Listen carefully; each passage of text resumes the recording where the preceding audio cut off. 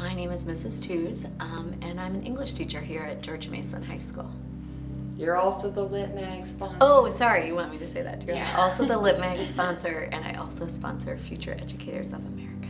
Oh, I knew I wanted to be an English teacher from the time I was in high school. I had some really influential, wonderful high school teachers that inspired me, and I knew that was a path I wanted to go down. Also because I love to read and write, so that helped push me there. One of my many amazing teachers, her name was Mrs. Ruck, and every class was different, every class was fun and engaging, and I think like all the best teachers, she made what we were reading and what we were writing and discussing just come alive. And did you want to be like her? Absolutely, of course. And it's really fun because I still stay in touch with her today, even as an adult and as an English teacher. So it's neat to still have that connection. Unlike many of probably my other colleagues in the English department, I started teaching high school when I was 22 years old. So I would say that I also grew as a reader and a writer just because I was also becoming an adult and learning my own tastes and what I liked and didn't like. So I think one way in which I've changed as a reader is that I read a whole lot more nonfiction now than I ever did.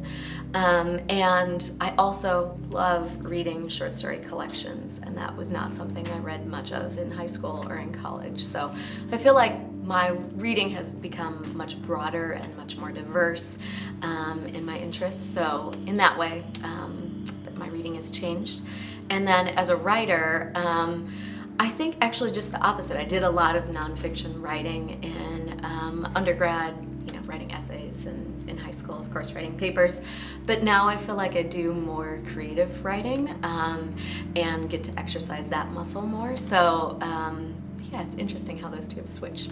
Well, I think when you're a writer, you start to discover things about yourself. You discover how your brain works, you discover how you perceive the world and how you engage with others, kind of a nice lens to interact with others. So I feel like I have understood myself better because I'm a writer, and understood other people because I write. So that's just one of the many ways.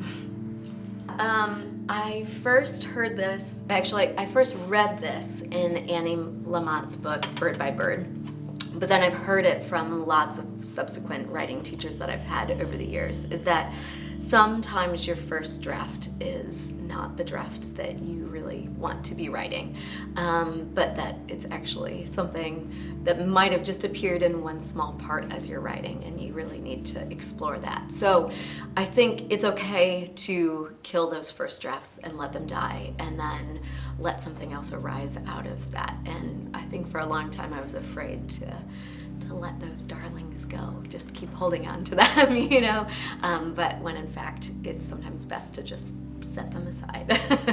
I love my job. I love coming to work every day. No 2 days are the same.